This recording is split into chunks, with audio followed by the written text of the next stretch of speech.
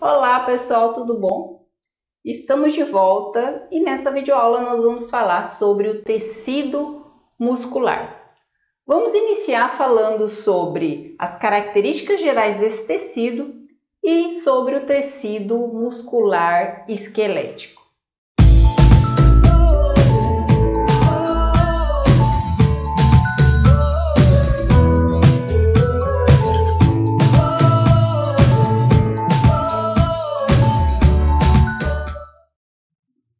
Bom, antes de iniciarmos falando do tecido muscular em si, é importante reconhecermos algumas denominações que são especiais para o tecido muscular. Então, vocês podem ver nas referências que vocês forem utilizar aí para estar estudando, e vocês vão ver alguns nomes, como por exemplo, cariosarco, que nada mais é do que se refere ao núcleo da célula muscular.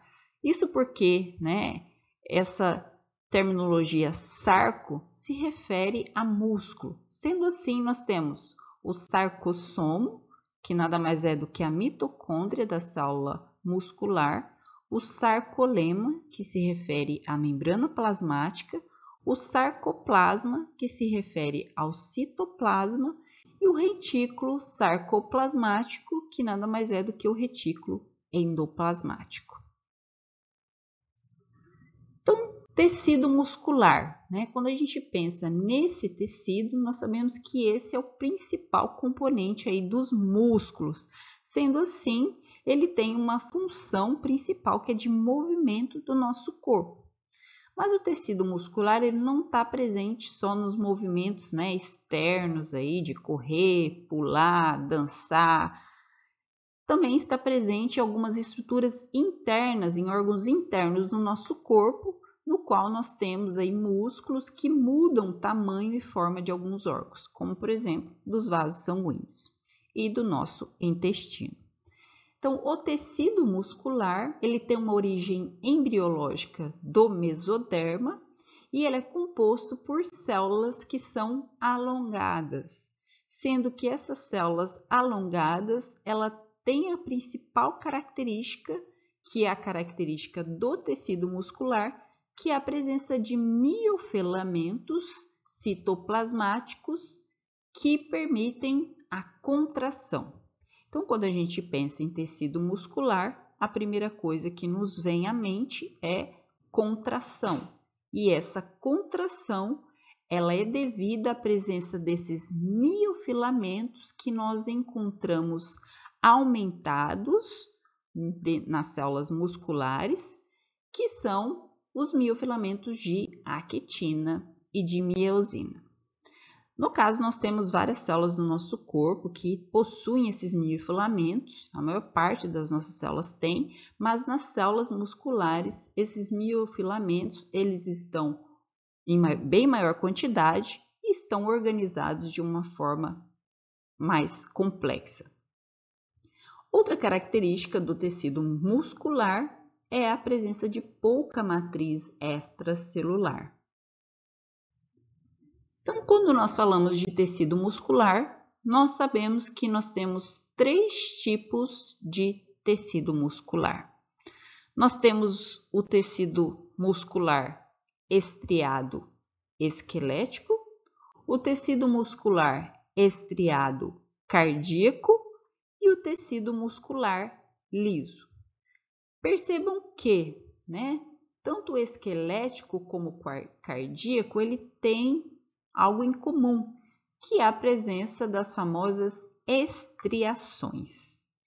E ao decorrer da aula nós vamos entender melhor por que isso ocorre. Sobre características gerais dos tipos de célula e atividade desses músculos, podemos falar então que o músculo esquelético ele é formado por células que são cilíndricas e muito longas.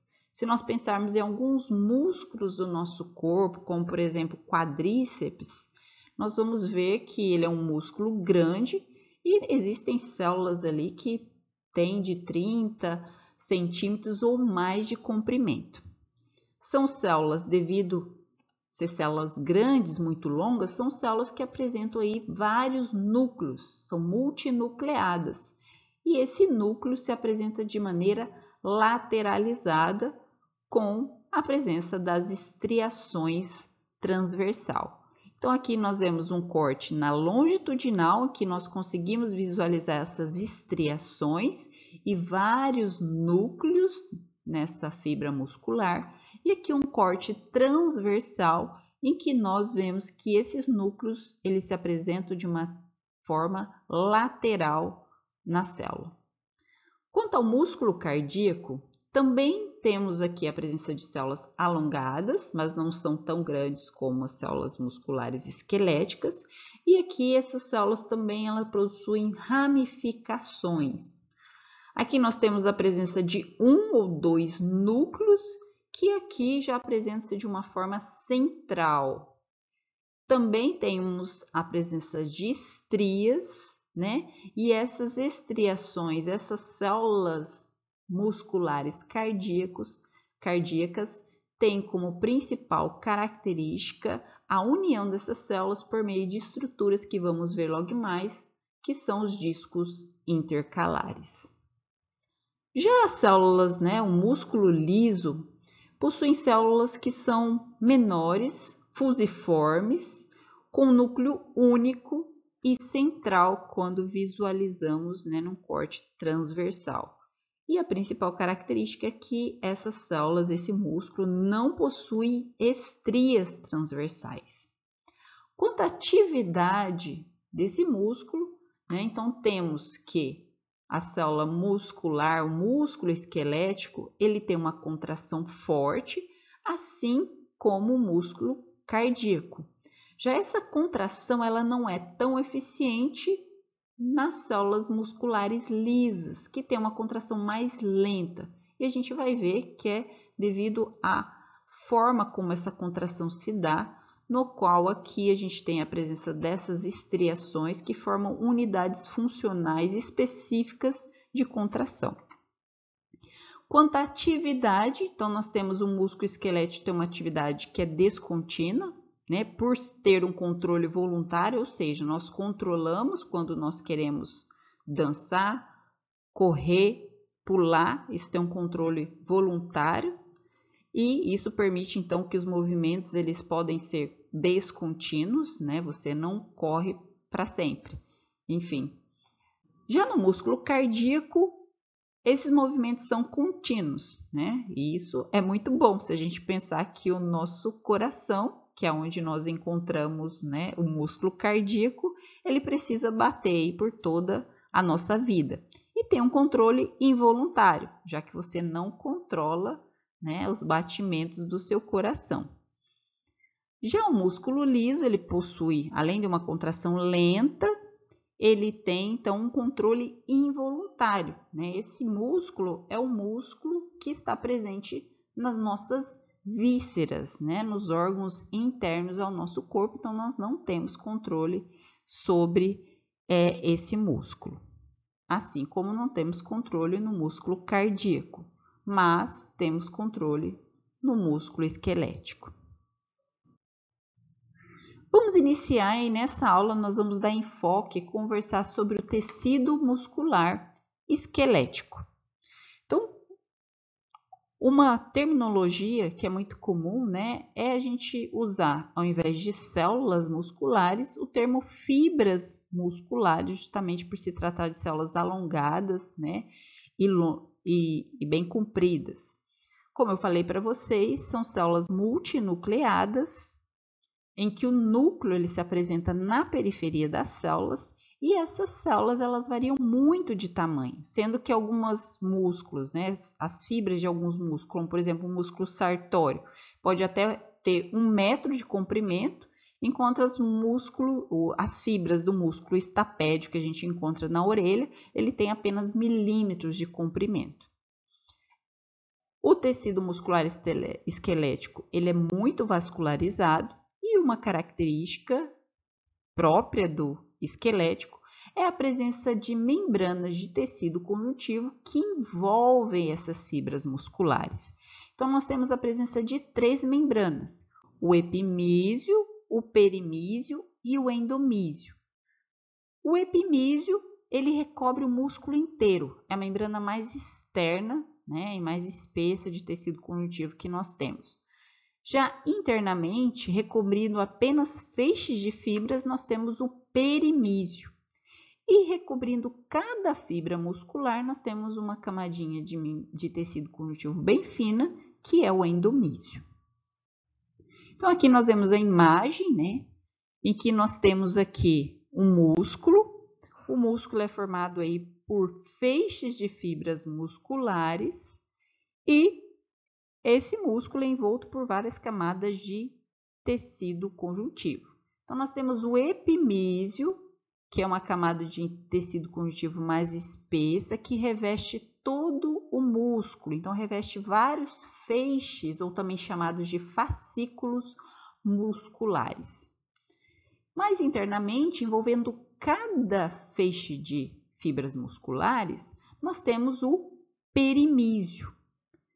E internamente, envolvendo cada fibrinha dessa muscular, nós temos o endomísio.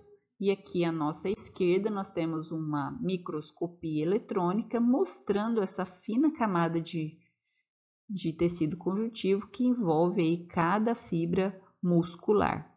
E aqui mostrando ainda dentro da fibra muscular a presença aí das miofibrilas, né, que são formadas aí pelos miofilamentos de actina e de miosina. Então aqui nós temos imagens histológicas em que à nossa esquerda vemos essa imagem azul de uma coloração específica em que foi injetado resina plástica nos vasos sanguíneos, né, desse corte, que é um corte de tecido muscular de um animal, só para observar a quantidade de capilares que nós encontramos no tecido muscular, comprovando aí que esse é um tecido muito vascularizado. Aqui à nossa direita vemos dois cortes, um transversal e outro longitudinal do tecido muscular esquelético, e sendo que na transversal nós conseguimos visualizar então a presença desses núcleos que são laterais às fibras. E na longitudinal nós conseguimos ver, além da presença de vários núcleos, a presença dessas estriações no músculo esquelético. Então, no tecido muscular esquelético, nós podemos ainda encontrar 3 tipos de fibras musculares diferentes, que se diferenciam principalmente quanto ao diâmetro, quanto à cor, quanto à velocidade de contração, velocidade enzimática e também atividade metabólica. Basicamente, nós temos 3 tipos de fibra. As fibras do tipo 1, ou também chamado de vermelhas, por ter essa coloração aí a fresco, são fibras pequenas com alta concentração de uma proteína, que é a mioglobina, que está relacionado com o armazenamento de oxigênio, e também tem uma alta concentração de citocrômicos, e isso é que dá então essa coloração mais avermelhada. Essa fibra é a fibra relacionada com a contração lenta e prolongada, e está presente em músculos, principalmente da manutenção da postura ereta. Por ter essa característica, então, de resistência à fadiga, né? Então, esse é o tipo de fibras que nós encontramos em maior concentração em corredores de maratona. Nós temos também as fibras tipo 2A, ou também chamadas de intermediárias. São as fibras de contração rápida, também são resistentes à fadiga e são as fibras que nós encontramos em maior concentração em corredores aí de 400 e 800 metros. E nós temos as fibras do tipo 2B, ou chamado de brancas ou rosadas, por ter uma coloração aí mais rosada, fresco, que são as fibras de contração rápida, só que propensa aí à fadiga. E é a fibra, então, que nós encontramos relacionada aos movimentos finos e precisos, né? Como os que a gente ocorre aí nos músculos de controle de movimento dos olhos e nos músculos aí dos nossos dedos. Então, quando nós falamos da organização das fibras musculares esqueléticas, então nós temos aqui o músculo, como eu falei, o músculo é formado aí por vários feixes de fibras musculares e dentro de cada fibra muscular nós encontramos aí né, vários miofilamentos que formam a estrutura funcional de contração, que é chamada de sarcômero. Então, o sarcômero é a unidade que permite a contração do músculo e ele é formado por fibras de miosina que se encontram aí na região interna, aí mais ao meio do sarcômero, aí demonstrado por essas linhas vermelhas, e essas mais fininhas na lateral, que são os filamentos finos, ou também chamado de filamentos de actina. Então, aqui numa imagem, né, uma histologia, uma microscopia óptica, que nós visualizamos a presença dessas estriações que se dá, na verdade, devido à presença desses sarcômeros, que estão presentes aí por toda a fibra. E na coloração, a microscopia óptica, essa formação de estrias a gente chama de bandas ou linhas, sendo as linhas mais fininhas e as bandas as mais grossinhas. E quando nós vemos o sarcômero, vamos perceber que ele é composto principalmente por uma banda que fica ao meio, que é mais escura, que é a banda A, duas bandas laterais claras, que é a banda I, e uma linha que está no meio aí da banda I, que é a linha Z. Entre cada linha Z, nós temos então um sarcômero, né? Então, o sarcômero é formado aí pela parte da miofibrila que fica entre duas linhas Z. E como eu falei para vocês, o sarcômero ele é formado por filamentos finos, que é principalmente a actina, e filamentos grossos, que é a miosina. Aqui nessa imagem, nós temos aqui uma imagem de microscopia eletrônica, né? Que nós conseguimos comparar com a estrutura em si do sarcômero. Então, veja que nós temos essa banda A, que é essa banda, né, mais escura que nós vemos na região central do sarcômero, que é formada aqui principalmente pela posição da miosina, que é esse filamento grosso que nós encontramos na região central do sarcômero. As linhas Z, que é essa linha que nós vemos aqui, ela é formada aqui, né, por proteínas que estão ligadas à fibra, ao filamento mais fino, que é o filamento aí de actina. E por ter essa região que nós encontramos só o filamento de actina, que não tem a sobreposição da miosina, então nós temos aqui essa região mais clara que sobrepõe aí dos dois lados da linha Z, que é a banda I. Na região do meio, vemos que nós temos essa local em que nós só temos a presença da miosina, por isso que se faz então uma posição aqui, uma linha, né, mais clara. E aqui nós podemos ver então como que esse sarcômero ele está organizado. Miosina ao meio, filamento grosso, actina ligada à linha Z, filamentos finos, e a contração ela ocorre pelo deslizamento desse filamento fino devido à ligação das cabeças da miosina à actina, que puxa a actina e a actina se desliza para a região interna.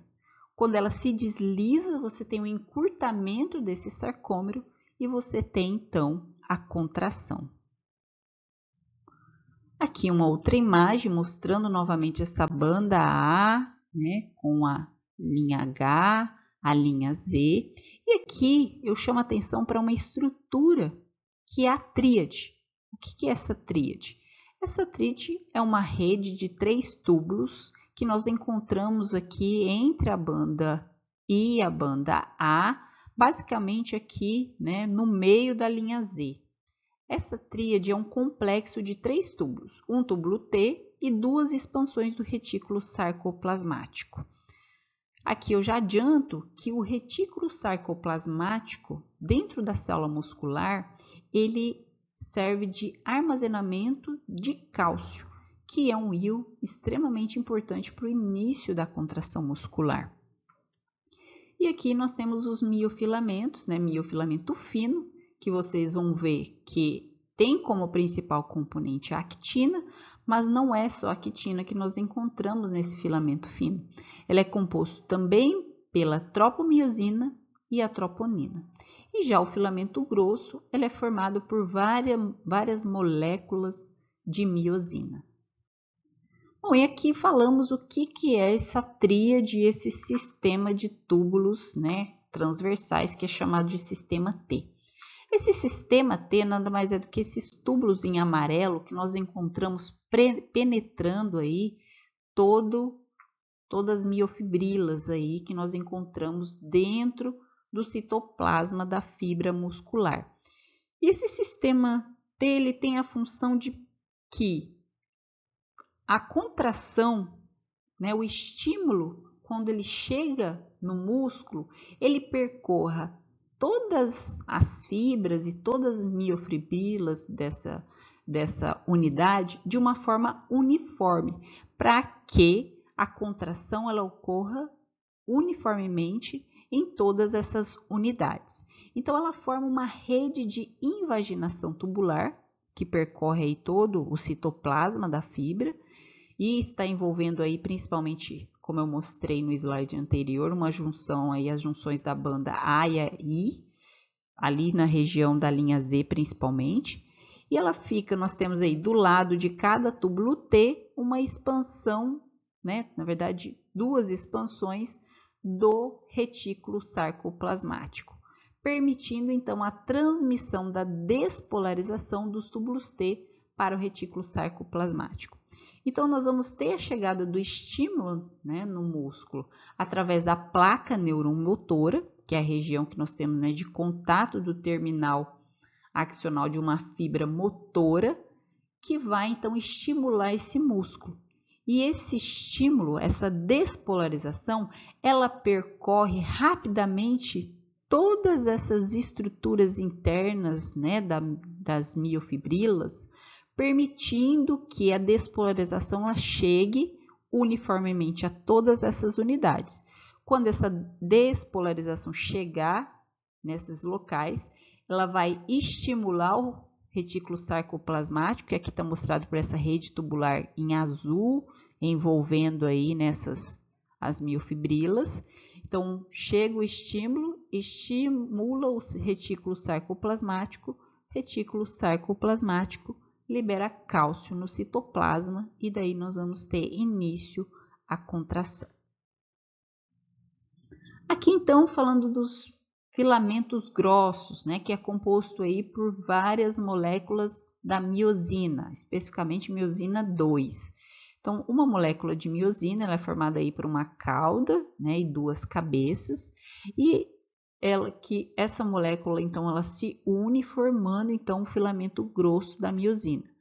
Essa cabeça é a região que vai se ligar à actina, permitindo então que a actina se deslize e nós temos então encurtamento. Aqui numa imagem mais esmiuçada, nós temos então um filamento da miosina, sua organização para a formação então do filamento grosso da miosina.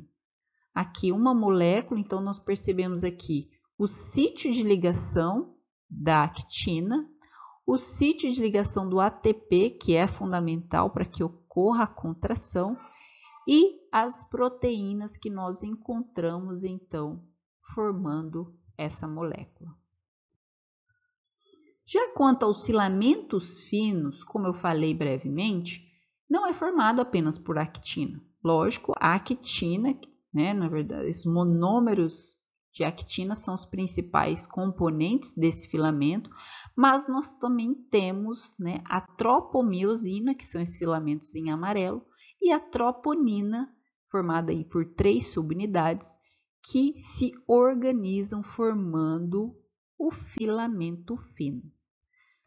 E, só uma atenção, a troponina, ela tem 3 subunidades, e em uma dessas unidades, a subunidade C, é que o cálcio vai se ligar para fazer uma alteração da estrutura desse filamento e expor o sítio de ligação da miosina à actina e permitir, sim, a contração. contração muscular. Então, como que ocorre a contração do músculo, né? Como eu falei para vocês já brevemente, a contração ela é iniciada pela presença de um íon, que é o cálcio. Então, nós temos, antes, né, dessa imagem que eu vou mostrar para vocês, pensem que nós temos, antes disso, a chegada do estímulo a esse músculo, a essa fibra muscular. E essa chegada do estímulo, ela vem muitas vezes através da junção neuromuscular, em que nós temos, então, um neurônio motor, inervando esse músculo. E esse estímulo, então, passa despolarizando a membrana e através dos túbulos T, fazendo a despolarização dessa fibra muscular. Essa despolarização que vai percorrer todo o sistema T, ela vai chegar dentro do citoplasma da célula muscular e vai levar à liberação de cálcio no citoplasma pelo retículo sarcoplasmático. E a partir daí, então, que inicia a contração. A contração ela vai se iniciar pela combinação do cálcio com a subunidade C da troponina. Então, vocês têm aqui, né, um estado de relaxamento. Vejam aqui o filamento da tropomiosina, a troponina e a actina. E aqui nós temos o local de ligação da miosina na actina, sendo que quem se liga é a cabeça da miosina. Quando você tem a ligação, né, então você tem extravasamento, aumento de cálcio intracelular, porque foi liberado pelo retículo sarcoplasmático, cálcio vem, se liga à subunidade C, altera a estrutura juntamente com a tropomiosina e expõe o sítio de ligação da miosina na actina. O que vai acontecer? Essa reação ela é dependente aí, tem que ter ATP, e o ATP que estava ligado aqui vai se converter em ADP mais fosfato, e você então vai ter a ligação da cabeça da miosina à actina. Então, como eu falei, a cabeça da miosina ela liga-se à actina e o ATP se decompõe em ADP e energia, produzindo o movimento da miosina. Em consequência dessa modificação, o filamento de actina, então, desliza sobre o filamento de miosina. Então, percebam aqui que não é a miosina, ela apenas puxa a actina. A miosina, ela fica parada. Quem se desliza sobre, né, alterando, então, o tamanho do sarcômero, é a actina. A actina é que se desliza sobre a miosina. Então, logo depois disso, o cálcio é removido e volta ao repouso. E o retículo sarcoplasmático armazena e regula as concentrações de cálcio. Aqui é mostrando novamente isso, nessa imagem. Então, você tem a miosina se ligando aí para que a miosina solte a ligação com a actina, você tem que ter a ligação de um novo ATP para que isso ocorra. E isso, então, faz com que o sarcômero, então, se encurte e você tem, então, a contração. Aqui falando um pouco sobre a junção neuromuscular, ou seja, a região em que os neurônios, né, inervam e estimulam, então, o músculo. Então, essa é uma região em que você tem um axônio, aqui um axônio mielinizado, e o contato aqui com a fibra muscular. Então, lembrem que, né, o axônio ele tem um impulso nervoso que percorre todo esse axônio, chega no terminal axonal e vai levar o quê? A sinapse, ou seja, a liberação de neurotransmissores nessa fenda que vai ocasionar o estímulo dessa célula efetora aqui. O neurotransmissor que a gente encontra na junção neuromuscular, né, a acetilcolina liberada na fenda vai se ligar a receptores da membrana plasmática da célula muscular e vai causar despolarização dessa célula. Essa despolarização ela percorre todos os túbulos T, fazendo então a despolarização de todos esses sarcômeros de uma forma uniforme. Lembrando que o túbulo T estimula o retículo sarcoplasmático a liberar cálcio e daí assim você tem a contração. Aqui é mostrando então numa microscopia a junção neuromuscular, né? Então essas fibras nervosas inervando aí as fibras musculares. E resumindo aqui todos os eventos que levam à contração do músculo esquelético, né? Então aqui mostrando desde a junção neuromuscular, estimulando essas fibras, até todo o processo de contração com encurtamento aí do sarcômero. Então o início da contração ele sempre ocorre quando o impulso chega ao longo do axônio de um neurônio motor na junção neuromuscular. Esse impulso ele vai liberar acetilcolina na fenda, a acetilcolina vai se ligar principalmente aí a canais de sódio regulados por voltagem, que vão se abrir e entrar na célula, causando então a despolarização, né?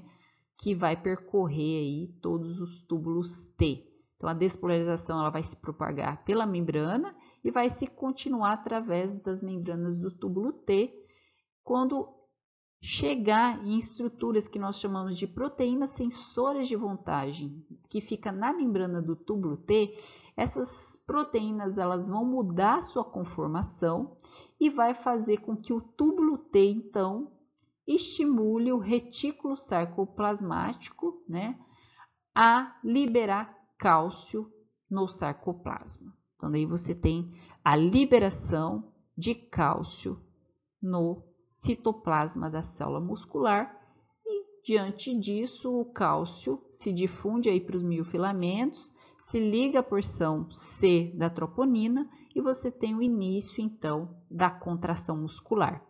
Logo depois, você tem o cálcio retornando ao retículo, em que ele fica armazenado, e esse retorno ele é capturado principalmente por uma proteína que é chamada calcequestrina, que é uma proteína ligante do cálcio.